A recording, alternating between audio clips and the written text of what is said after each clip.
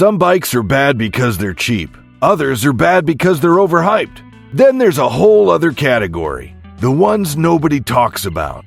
The ones that slip through the cracks of common sense. Forgotten failures, bargain bin oddballs, or weird experiments that should have stayed in the prototype stage. These aren't the bikes your average weekend warrior even knows exist. Hell, some of them you've got to dig out of obscure forums or sketchy corner listings just to remember they were real. But for some reason, someone's still buying them. And that someone almost always regrets it. Let me be clear. This isn't about style. It's not about personal taste. It's about riding experience. Handling, reliability, parts availability, build quality, and whether the thing actually makes sense as a motorcycle. And if you're buying these bikes thinking you found some hidden gem, you're not clever. You're just about to learn a very expensive lesson. So let's drag a few more skeletons out of the garage. These are the motorcycles that only stupid people buy. The obscure, the awkward, and the absolutely misguided.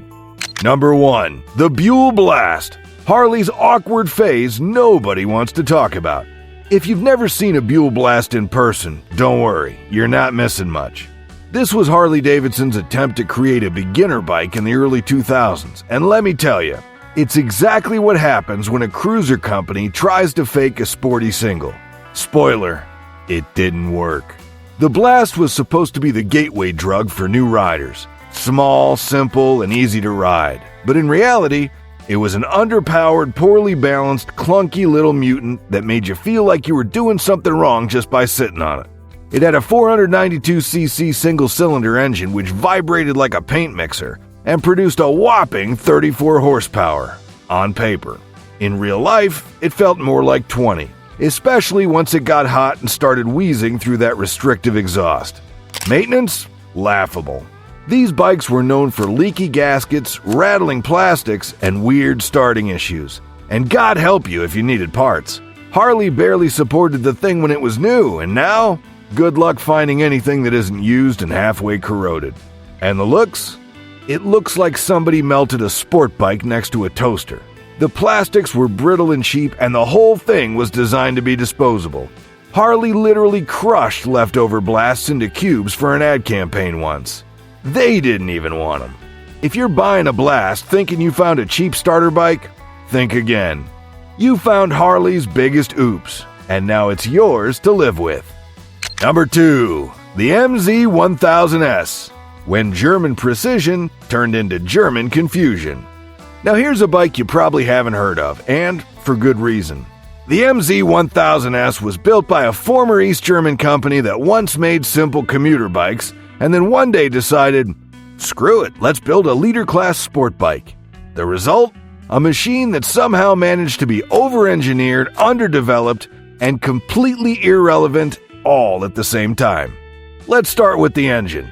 It's a 999cc parallel twin designed in-house, which is impressive until you realize it only produced about 113 horsepower and somehow still felt like it was constantly fighting itself. It vibrated like crazy, especially at mid-range, and the fueling was rough enough to make you feel like you were constantly riding through a thunderstorm of bad throttle mapping. And handling? It looked sharp on paper, fully adjustable suspension, twin spar frame. But the geometry was weird. The bike felt top-heavy, and it had an unsettling tendency to wander mid-corner like it was bored of staying in its lane. Parts support? Forget it.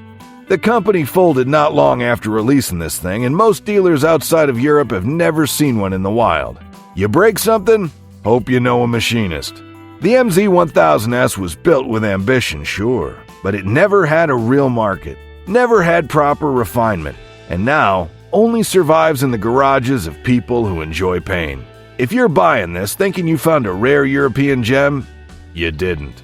You found a collector's item for riders who never learned to say no. Number 3. The BSA Rocket 3 Modern Reboot. When nostalgia goes too far. Let's be clear, we're not talking about the original Triumph era Rocket 3 from the 60s. We're talking about the recent BSA Rocket 3 reboot attempt that came crawling out of the classic bike graveyard backed by a mix of nostalgia and marketing spin that somehow convinced a few poor souls this thing was worth reviving. This bike is the definition of a heritage badge with no heritage left. It tries to look like a retro muscle bike, but underneath that shiny paint and old school name is a bike that's about 15 years behind in every department. Performance, electronics, refinement, you name it. It's got an outdated twin-shock rear, awkward ergonomics, and a feel that screams budget throwback, not timeless legend. The engine? A 652cc single that makes around 45 horsepower, which is laughable when you remember the word rocket is literally in the name. It's air-cooled, rough, and tuned more for emissions than for feel. Combine that with a mediocre suspension, spongy brakes, and the overall weight of a bloated middleweight cruiser, and you got a bike that doesn't do anything particularly well. Worse, the parts bin is a mix of Indian suppliers and questionable offshore components, which means nothing fits quite right, and long-term reliability is more of a gamble than a guarantee. Want to upgrade it? Hope you like scouring obscure forums and waiting 6 months for shipping. This isn't a vintage revival. It's a marketing ploy for people who buy motorcycles based on logos, not logic. And if you think this thing connects you to BSA's golden era, you're about 50 years too late.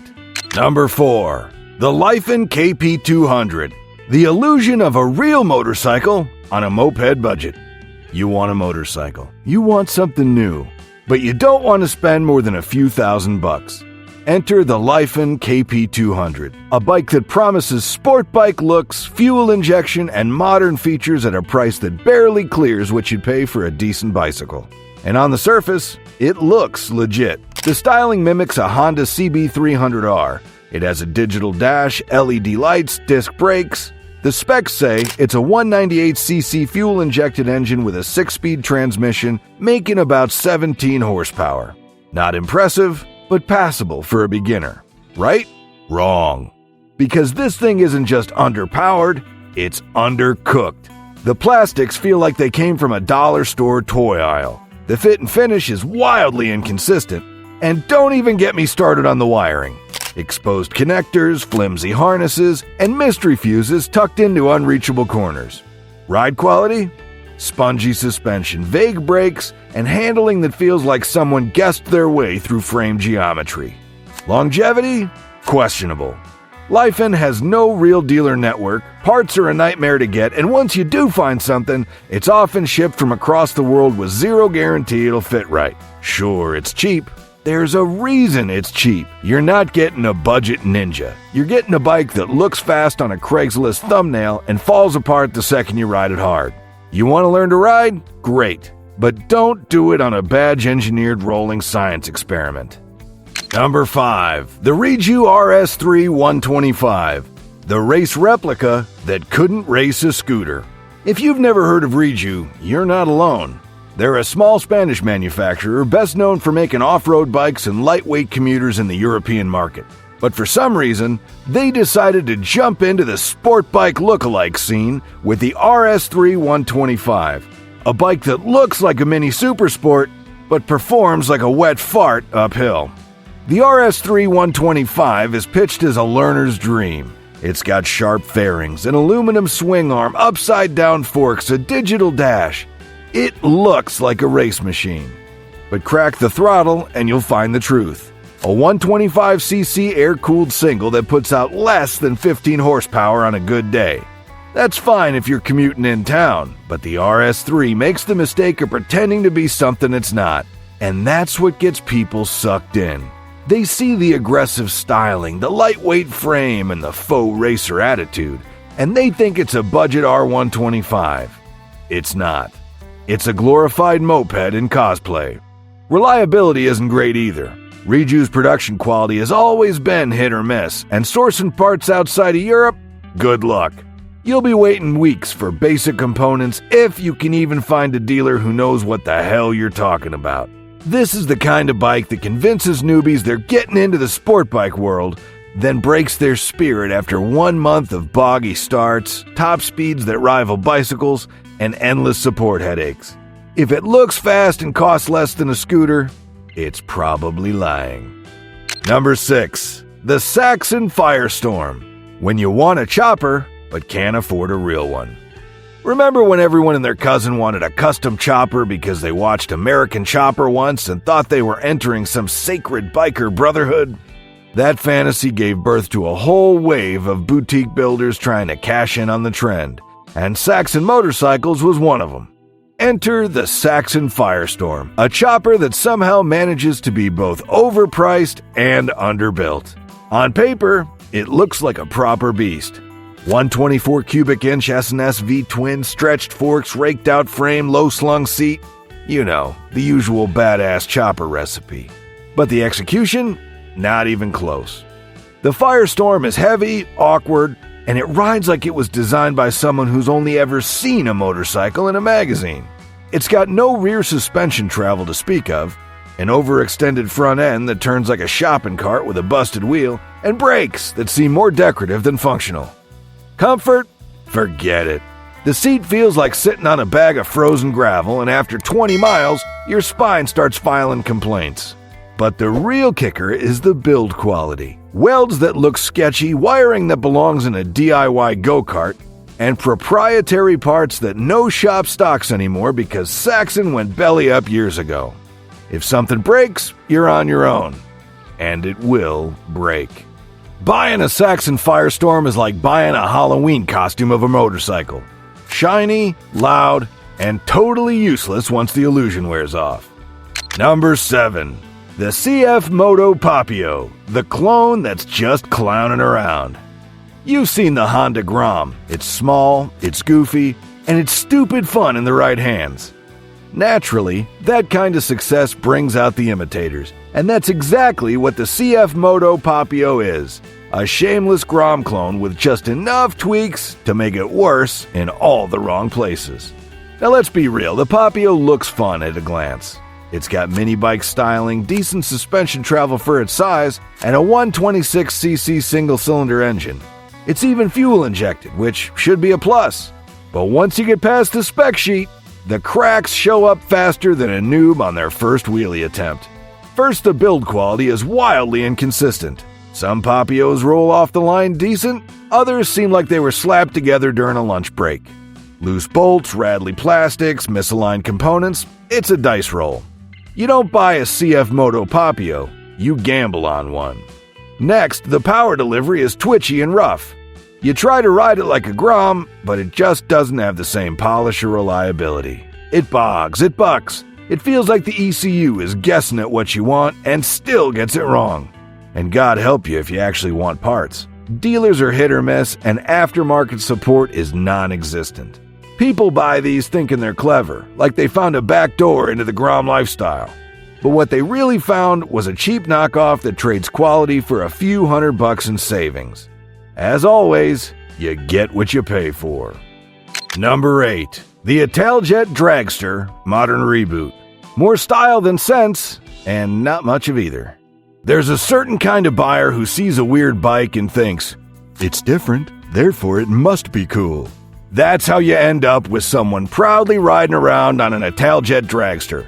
A scooter that looks like it escaped from the concept art of Cyberpunk 2077, but rides like it should have stayed in the sketchbook.